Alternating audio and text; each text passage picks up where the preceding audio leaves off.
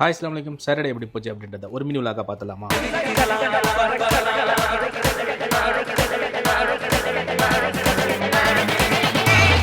சிரிக்கலாம், பறக்கலாம், இறக்கைகள் முளைத்ததே, மிதக்கலாம், குதிக்கலாம், கவலைகள் மறக்குமே.